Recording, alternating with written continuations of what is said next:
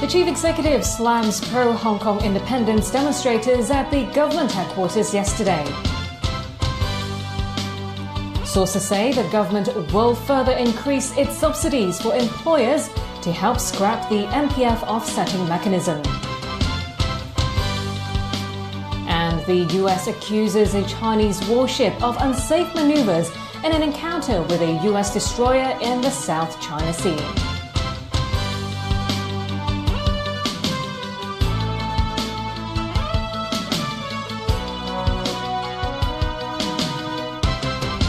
Good evening and welcome. The chief executive is slamming pro-independence advocates who forced their way into the East Wing forecourt of the central government offices yesterday.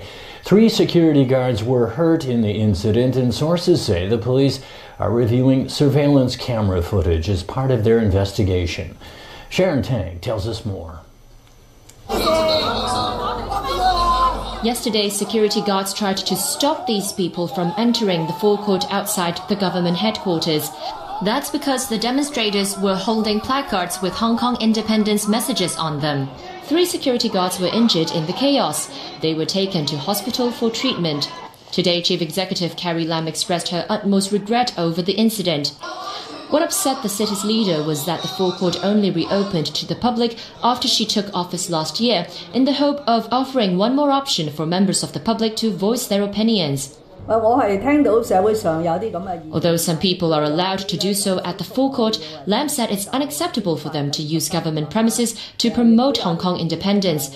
With that said, many questioned if that meant she would press ahead with national security legislation within her current term of office, an issue that has triggered hot debate. She noted it's the government's constitutional obligation to do so. But even when National People's Congress Standing Committee member Tam Yiu Chung openly talked about his wish to implement Article 23 of the Basic Law soon, Carrie Lam repeated her usual stance on the issue. It will be done when the time is appropriate. Sharon Tang, TVB News. The government may beef up subsidies for local businesses as it looks to scrap the MPF offsetting mechanism. Money injected into the Mandatory Provident Fund is meant to be saved for post-retirement use. But the existing MPF offsetting mechanism allows employers to use a worker's retirement benefits when they lay off staff. The business sector hasn't exactly embraced the idea to abolish that arrangement. Now, sources said the government plans to lengthen a 12-year subsidy scheme to 25 years. That's in addition to increasing an originally proposed $17.2 billion subsidy to $29 billion to help local businesses make the transition. Details are expected to be announced in next Wednesday's policy address. Passenger numbers at the newly opened West Kowloon station peaked yesterday to more than 78,000. Yet that's still below the government's revised down estimate. Just yesterday, close to 250,000 mainland visitors arrived in Hong Kong. It's a 20% increase compared with the first day of last year's National Day Golden Week holiday. The owner of a luxury watch shop saw a jump in the sale of mid-range items in recent days. His business is in a mall near the West Kowloon station, which opened just more than a week ago with high-speed trains connecting the city with the mainland. While the passenger figures are lower than what authorities had in mind, Chief Executive Carrie Lam continued to defend the project.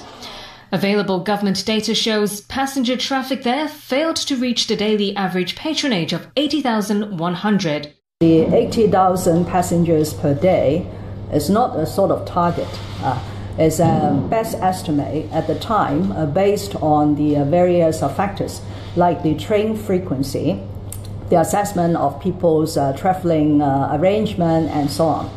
I feel this high-speed train, this West Kowloon terminus, has huge prospects to attract more people to use it, because we have yet to open this wonderful cultural facility called the West Kowloon Cultural District. She remained tight-lipped about another major infrastructure project and refused to say when the Hong Kong-Zhuhai-Macau Bridge will open. Beijing is lashing out against Washington after a U.S. Navy destroyer sailed near islands claimed by China in the disputed South China Sea. The Foreign Ministry said U.S. Navy destroyer USS Decatur entered neighboring waters off the Nansha Islands on September 30th. Beijing claims indisputable sovereignty over the islands, reefs, and the adjacent waters. The Chinese Defense Ministry immediately sent out missile destroyer Lanzhou and warned the American warship to leave. Beijing urged Washington to stop such provocative operations in the future. A U.S. Pacific Fleet spokesman hit back. He said the Chinese destroyer approached the Decatur in what he called an unsafe and unprofessional maneuver and forced the U.S. vessel to change course. Washington claims its ship was only conducting a freedom of navigation operation. U.S. President Donald Trump has shot down China's wishes to restart negotiations to resolve an escalating trade dispute. He says U.S. tariffs have yet to apply enough pressure to force Beijing to make trade concessions. Jeff Tang reports. Buoyed by the revamped NAFTA deal with Mexico and Canada, U.S. President Donald Trump will now return his focus to applying his hard-nosed deal-making tactics on the escalating trade dispute with China. The Trump administration has already slapped tariffs on $250 billion worth of Chinese goods in several phases since July. That's about half of all the goods that America imports from China each year. So far, Beijing has gone toe-to-toe with Washington in the tariff war, applying duties on all $110 billion worth of goods the country imports from the US. But the Chinese leadership has recently indicated its willingness to restart trade talks with the White House. Trump, though, says it's too soon to resume talks because US tariffs have yet to hurt China enough to force Beijing to make trade concessions. We have a tremendous problem with theft of intellectual property with China. We have a lot of other problems with China. We have primarily trade problems. However, Trump says Washington deserves the most blame for their current predicament. I don't blame China. I blame our leadership. They should have never let that happen. And I told that to President Xi. He knew exactly what I meant. Trump also pointed his finger at India and Brazil for taking advantage of inaction from previous U.S. administrations. India charges us tremendous tariffs when we send Harley Davidsons, motorcycles, other things to India. They charge very, very high tariffs. Brazil's another one. That's a beauty. They charge us whatever they want. Meanwhile, Trump hailed the revamped NAFTA deal as a breakthrough for U.S. workers. The rebranded U.S.-Mexico-Canada Agreement, or USMCA, will be signed by late November, pending congressional approval.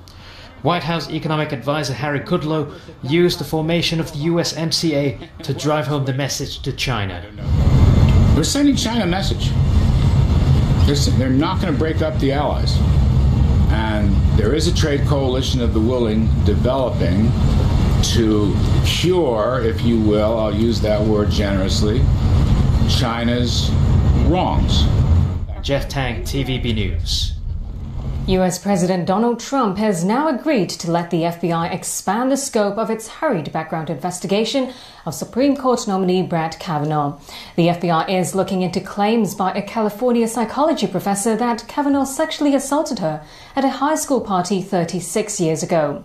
Alan Bognia reports. Donald Trump's expansion of the probe comes after Democratic and media pushback that the parameters were too narrow.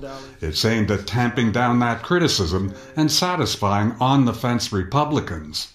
I want it to be comprehensive. I actually think it's a good thing for Judge Kavanaugh. I think it's actually a good thing, not a bad thing. I think it's a good thing.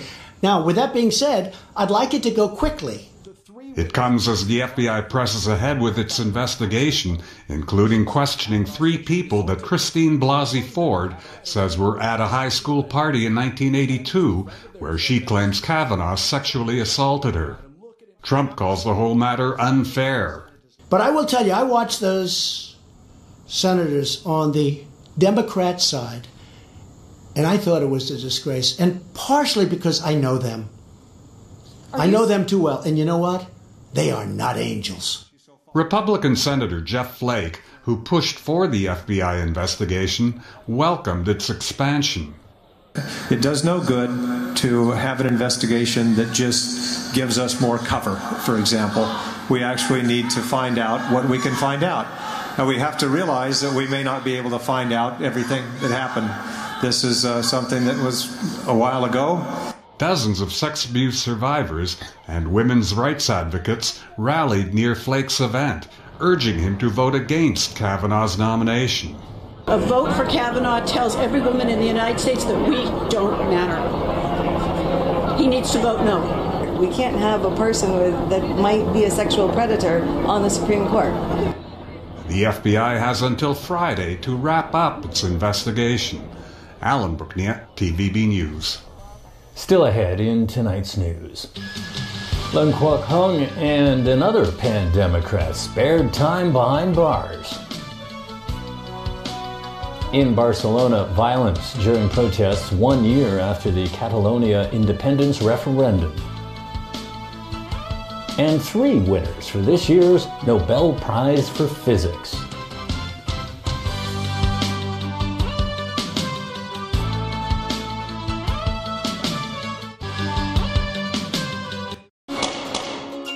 為慶祝正冠莊第18間專門店開幕，專門店全線製品買3送1，為摯愛送上關懷，正冠莊。」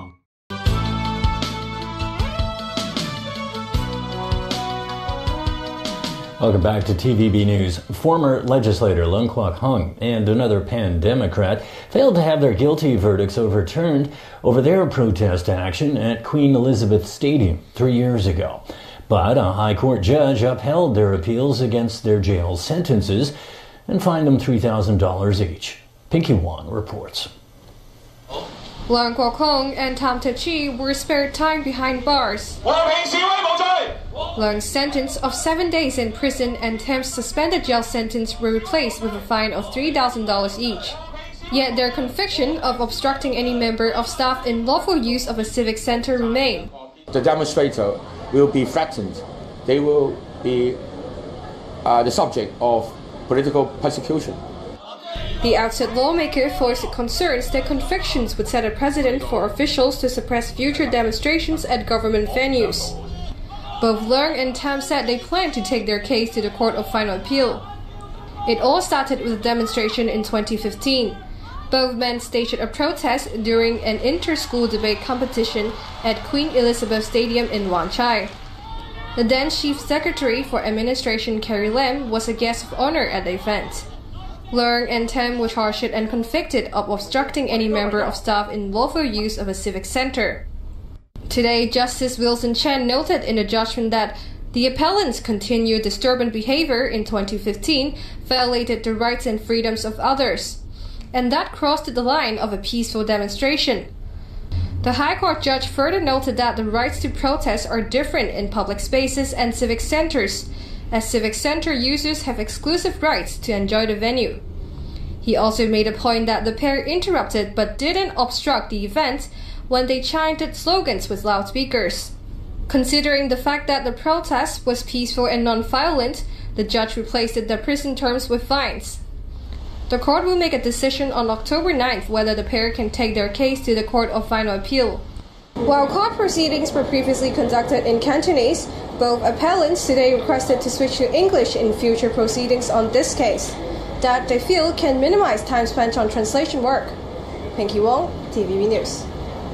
A 2-week nomination period started today for those who want to run in the Legislative Council's November by-election. That's to fill a seat in the Kowloon West geographical constituency left by a disqualified lawmaker. The Registration and Electoral Office said up until 5 p.m. today it had received 2 nominations. A nominee must be aged 21 or above and a permanent Hong Kong resident with no right of abode in a foreign country. Voters will go to the ballots on the 25th next month. The government has been increasing spending in recent years to boost Hong Kong's innovation and technology industry. The rapid development of artificial intelligence has sparked concerns that humans may one day be replaced. Kana Chu has more. What's the weather like today? This device can translate up to 4 languages instantaneously. It's just one of the gadgets developed with Microsoft's artificial intelligence technologies. Another company is also using them, but for product recognition. AI can do is it can analyze millions of photos and automatically, like quantitatively determine what is the fashion trend going on. But artificial intelligence is not without limitations. Let's just say that your autonomous vehicle is going to get into an accident. You turn left, you hit a man. You turn right, you hit a woman. Now, which way you turn? For human drivers today, you just say that, I just got blanked out. I have no idea, why I did something. You cannot say that for AI. Shum is one of the 36 non-official members of the Chief Executive's Council of Advisors on Innovation and Strategic Development. In his budget for the current financial year, the Financial Secretary set aside another $50 billion to promote innovation and technology in the city. While the hardware may be there, the Microsoft executive is not worry-free. My personal prediction is that in 5 years, speech recognition, will be every bit as good as a human. I think that the biggest challenge probably down the road is whether we actually have enough talent in the AI space. Kana Chu, TVB News. This Sunday, members of the public can join a final farewell to the father of fiber optics, Sir Charles Kao. Details of the funeral of the late Nobel laureate were announced on at least 3 local newspapers today. On Sunday, a wake at Hong Kong Funeral Home will be open to the public for 2 hours from 3 to 5. The actual funeral will take place the following day on Monday. Charles Kao was in hospital with pneumonia before he died last month at the age of 84. Overseas again, riot police in Barcelona clashed with protesters outside Catalonia's regional parliament on the first anniversary of the ill-fated referendum on independence. Riot police charged in to break up the demonstration. They used batons and rubber bullets to control the protesters. Madrid imposed direct rule on Catalonia after it declared independence following the referendum. Elections later returned a regional government. Polls in Catalonia show a relatively even split between those favouring independence and those wanting to stay with Spain. The International Court of Justice has rejected Bolivia's bid to force Chile to negotiate and grant it sovereign access to the Pacific Ocean. The dispute between the Andean neighbors dates back to the 19th century. Landlocked Bolivia lost its access to the sea in an 1879 to 1883 war with Chile. Santiago has since rejected every attempt by his smaller neighbor to reopen the corridor to the ocean. Bolivia gave up most of its former coastline to Chile in a 1904 treaty following the War of the Pacific. The ruling in The Hague was a setback to Bolivian President Evo Morales, who said he would keep fighting for sea access.